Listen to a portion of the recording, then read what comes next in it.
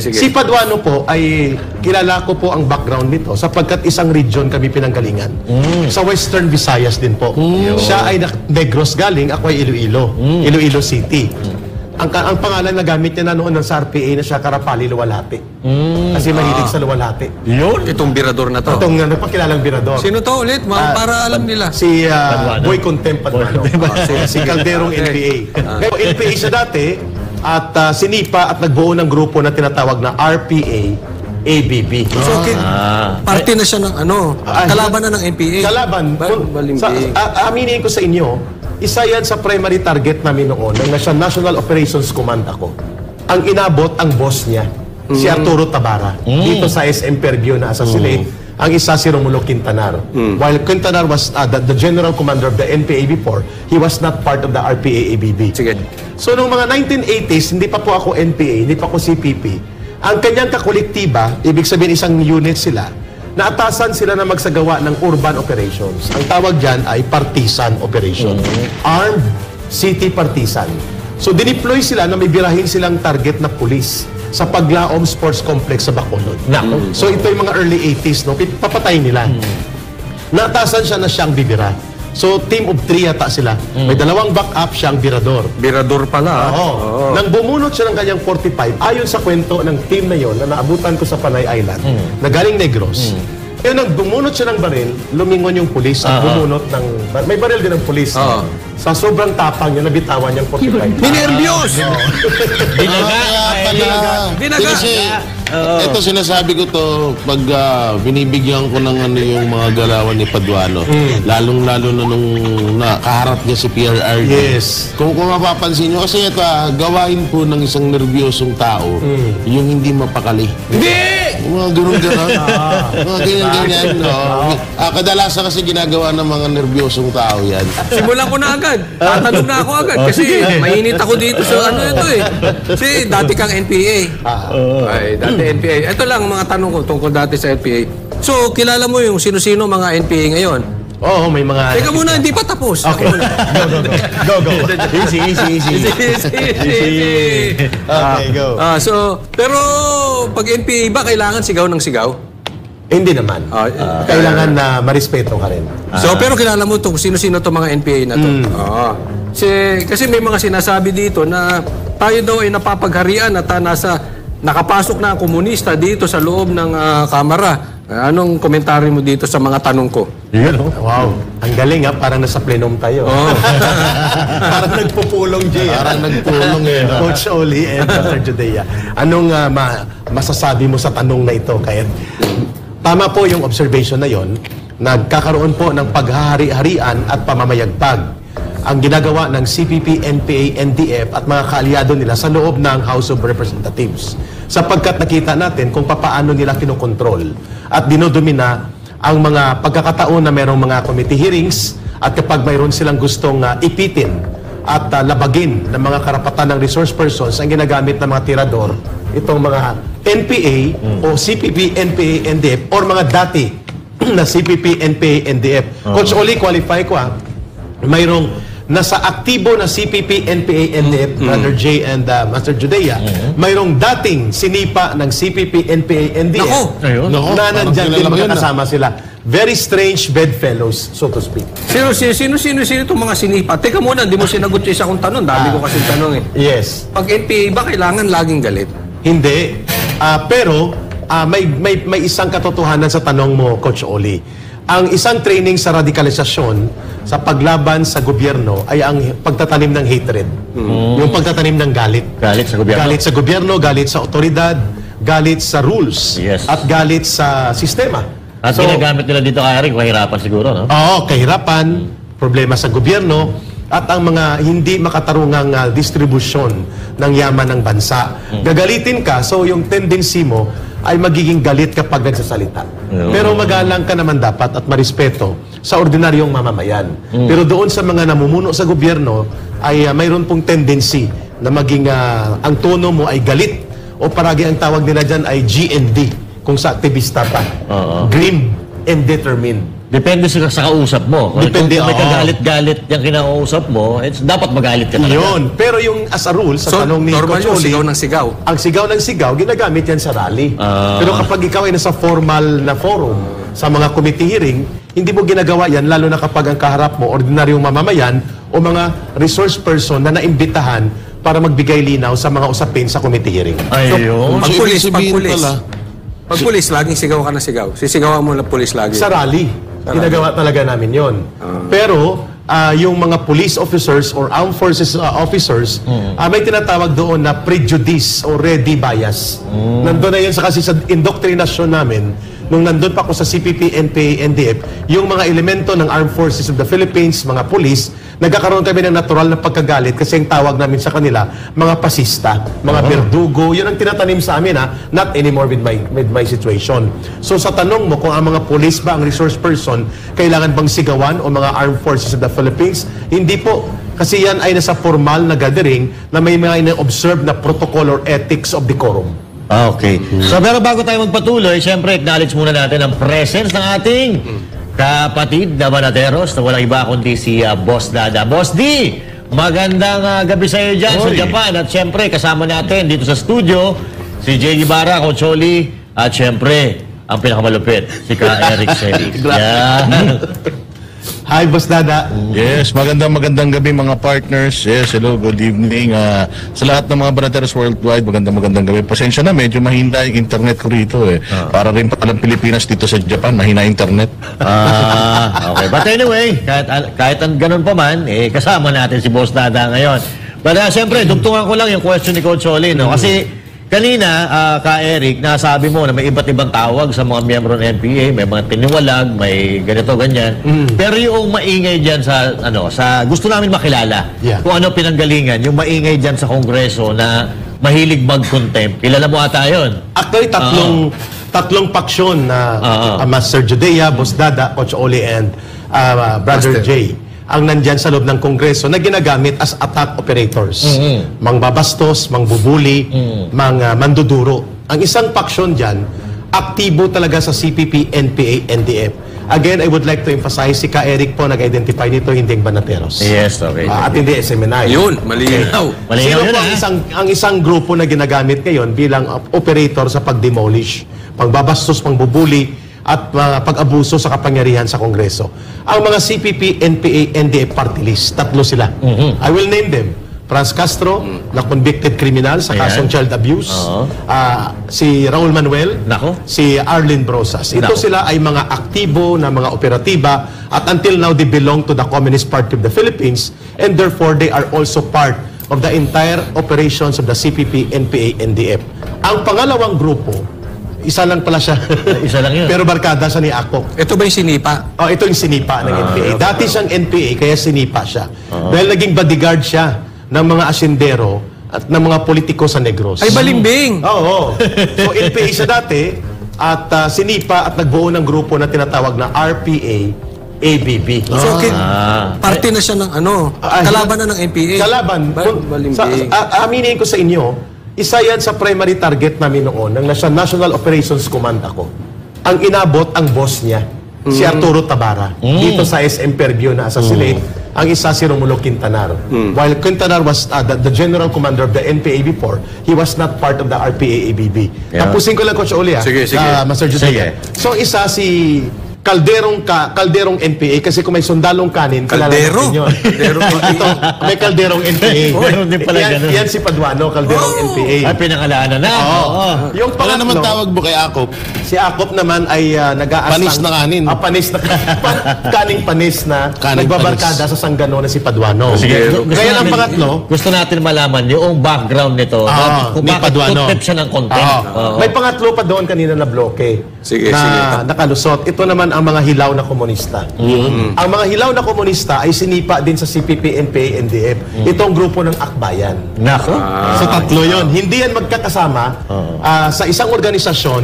Nagpapatayan dati yan sa panahon ng 1994 hanggang mga year 2000. Kaya Eric, maputol ko yung sige, akbayan yung kasama nila Dilima, di ba? Dilima at Tiberos. Oo, okay. Ang tawag naman doon, mga hilaw na komunista. Hilaw pala yung mga yan. Kasi walang NPA ito. According kay Kay Eric.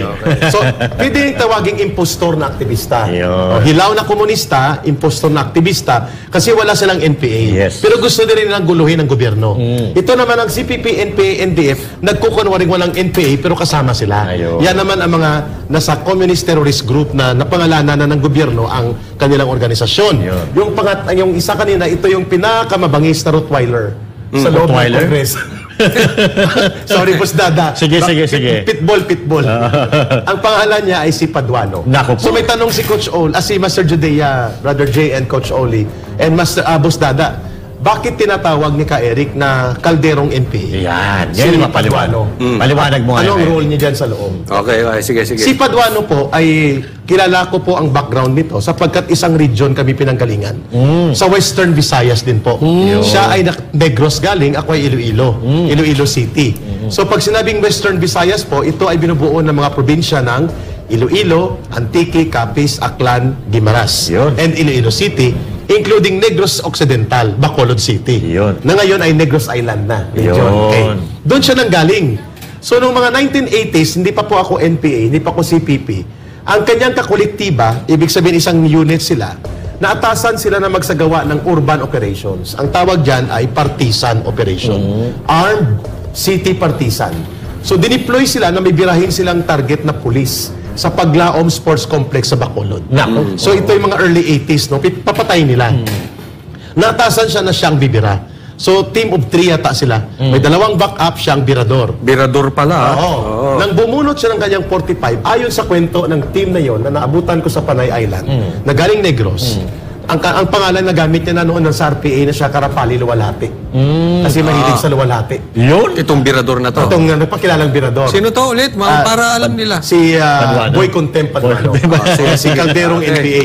Ngayon, nang bumunot siya ng baril, lumingon yung pulis at bumunot ng... May baril din ng pulis. Sa sobrang tapang niya, nabitawan niyang 45. Minervyos! Binaga. Kaya pala. Binaga. Kasi, ito sinasabi ko to, pag binibigyan ko ng yung mga galawan ni Paduano, lalong-lalo na nung kaharap niya si PRRD. Yes. Kung mapapansin nyo, kasi ito, gawain po ng isang nervyosong tao, yung hindi mapakali. Hindi! Yung mga ganun-ganon. Mga ganyan-ganyan. No? Kadalasan kasi ginagawa ng mga nervyosong tao yan. Yung parang uneasy ka. About naman doon sa pagiging balimbing ni Paduano, totoo. Kasi may kita naman natin ngayon, tignan mo siya yung Overexcited. Overacting. Overacting doon sa Tama. Jay, ang Congress. sinasabi ni Jay doon na pagka-nervyuso niya, na kung hindi nagkaroon ng backup, ang team na yon patay siya. Kasi ang bumira sa pulis, hindi siya. Bitawan niyang 45 niya eh. Muntik pang tumakbo. Sayang, no? Kung So, wala ang bumira siya, sa kanya, ang bumira yung kasama niya. kung wala siyang kasama, yari siya. Ayun ang problema niya. Sapagkat gusto niyang i-project na siya ay matapang.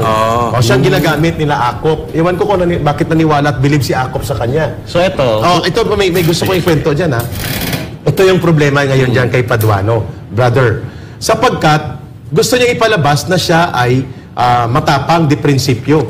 Pero sinipa yan ng CPP, NPA, NDF sapagkat nagbabodyguard sa mga asindero at mga Ayun. politiko sa Negros. Ayun. Ang isang naging bodyguard sila at bumuo ng kanyang party list at nagfinance dahil kalaban ng NPA noon sa Negros, si late Danding Cuangco. nako. Now, ang abang lingkod party list niya ay pinanduhan nila Danding Cuangco at ng mga asyendero laban sa NPA. So, nang tinarget niya ng NPA si Paduano, nanalo sila noong 2013, I think. Hindi nagpapakita, nagtataguin sa office ni Albi Benitez. Nako. Kahit na sa kongreso na siya, hindi siya Tumatago. Nagtatago kasi at that time, active pa ang order na birahin siya ng NPA. So alam ko kung anong background nito. Sayang. Ibig sabihin ngayon, magkakasama na sila ni Franz Castro, ni Raul Manuel at nila Arlene Brosas, posibleng sila ay nagkaroon ng tactical alliance Nako. kasama ang mga hilaw na komunista at mga impostor na aktivista. Kaya Eric, baka ano na yan, baka nasa grupo na nila Brosas, nila Castro yan. Walang formal na pagbabalik sa isang organisasyon, pero mayroon silang common enemy at common O kaya agenda. baka nagbuo sila ng Alliance. sarili nilang grupo. Hindi pwede. Hindi rin pwede. Nagbuo lang sila ng common agenda. Yung common agenda nila, wasakin ang matapang at decisibong liderato ng mga Duterte. At doble kabi sila, lagaring hapon. May pundo na, may kita pa. Ayun. At the same time, nakakapagpostura sila as if they are crusaders sa loob ng Kongreso. Ayun. But in fact, hindi. Sila ang mga numero. Kung may banateros, mayroong sabotaheros. Sila yun. Sila. Pero ano ka, Eric, Ito ano? yung sabotahero. Eric, ididiin lang natin. Kasi ito personal knowledge mo to eh. Alam mo kung saan ang galing. Kasi you belong to that particular group. Before. Before. Kaya nga, ito, hindi sila pwedeng tumanggi. Kasi ikaw mismo lang nagsasabi na nandun ka sa loob nila dati. Kilala ko sila. Oo. So, ito pala si Paduano, lumabas po pala ito nung humina na yung NPA. Nung nagkaroon ng split, Oo. 1992, 93, 94, ang naiwan na platoon ng NPA sa Negros, out of 16 platoons, isang platoon lang. Nako. 15 platoons nag-RPA-ABB. Kaya pinagdinisarmahan nila ang mga NPA. At no less than former General Raimundo Jarque, na nag-defect sa NPA, ang nag-confirm na ang grupong yan ng RPA-ABB, including Paduano, at the late Arturo Tabara, ay mga bodyguard ng mga siyendero at politiko sa Negros. Nako. Boss D, baka may gusto kang idugtong o itanong kay ka Eric na malinawan tayo ngayong gabi. No? No, ka Eric. Ay, Boss Dada. Ang tanong ko lang, since sinasabi mo na konektado itong si Paduano sa makakaliwa, safe to say na itong kanyang party list ngayon, kasama doon sa mga listahan ng mga identified na legal fronts ng CPP-NPA. Boss Dada, hindi siya officially part kung hindi alliance. Kasi ang party list ng CPP, NPA, NDF na silang bumuo at nagpapatakbo, 4 ang naiwan. Yung Bayad Muna, na tumatakbo pa rin, sila Colmenares, no? Bayad Muna. Pinatalsik na dati yan eh. So sa CPP pa rin yun, Boss Dada, at supporter ng NPA. Ang pangalawa, yung Kabataan NPA Recruiter Party List ni Raul Manuel. Yung pangatlo, yung Gabriela NPA Lover Party List. At yung Alliance of Communist Teachers. Yung ni kay Franz Castro. So saan doon ang abang lingkod ni Paduano? Sa tanong ni Boss Dada. Sige. Sila po ay extension ng alliances. Sila po ay hindi formal sa CPP, NPA, NDF, but they also join the common agenda, which is to destroy ang political influence and legacy ng liderato ni Pangulong Duterte at ngayon pinagpapatuloy ni VP Sara Duterte. Ayun. Yun ang common agenda nila, hanggang doon lang. At ang pangalawang common agenda na nakalimutan ko, pera-pera. Pera-pera. Tsaka, eto, nagsasabuatan sila hindi para... Sa prinsipyo. Hindi sa prinsipyo, hindi para sa pagpapaganda sa bayan, kundi para pabagsakin ang pangalan Duterte. At ang buong gobyerno gulungin. Ang tawag ko sa Pera-pera. kanila, Boss Dada, pera-pera. Ang tawag ko, Boss Dada, sa kanila, ang banateros ay kontra korupsyon, kontra kurakot, kontra abuso sa gobyerno. Ang sabotaheros na sa loob ng gobyerno para magsabotahe. Nako. So, ang kanilang common agenda, Boss Dada, magsabotahe sa gobyerno. Yun. So they are hitting two birds in one stone. Yes, kasi may kita na. May kita na, nadi-destroy pa nila yung Duterte Exactly. legacy. Yun ang tinatawag na lagaring hapon. Kasi ngayon, kahit walang naniniwala sa kanila, patuloy pa rin yung kanilang mga propaganda na yung drug war on drugs ni PRRD, katulad ng sinabi ng ng isang kongresista dyan na budol daw. At may malala pa siyang sinabi, I will identify him. Sige. Iwan ko bakit naging police general at naging abogado to si Akop. Tinawag niya na Grand Criminal Enterprise ang war on drugs ni PRRD at isa daw na Grand Criminal Conspiracy against the Filipino people. Linyada ng CPP, NPA, NDF yung kanyang Correct. ginagamit. Talaga? Linya ng CPP, NPA, NDF, ang line na yan na binabanggit ni Congressman Akop na dating general sa police at naging abogado pa at nagpapakilalang investigador at ang hindi niya lang idinagdag ay siya involved sa Kuratong Baliling, yun ang hindi dinagdag niya. Sabi niya, ako'y abogado, investigador, pero dapat dinagdag niya, Kuratong Baliling. Kuratong, Yan. So it means Sino to? Si Ako? Si Akop. It means to say ka, Eric, na itong kongreso natin ay infested na ng CPP-NPA. Kasi At- yung mga lumalabas sa bibig ng kahit yung mga dating pulis, parang ito yung salitain. Propaganda ng mga, line mismo ni Juma Sison yan. Di ba? Ang line na the grand conspiracy of criminal syndicates pretending to be war on drugs at ang pagtawag sa war on drugs ni Pangulong Duterte as the grand criminal enterprise, linyada ng CPP Central Committee yan sa propaganda Correct. na binibitbit ni Akop at pinapalakpakan ng mga hilaw na komunista at ng kanilang mga sabotahero sa pangunguna ni Paduano. Ayun. At ginagamit nila ito ngayon sa propaganda para i-malign, pakasamain ang imahin ni Vice President Sara Duterte at ang legasiya ng decisibo at malakas na pamumuno ni Rodrigo Duterte.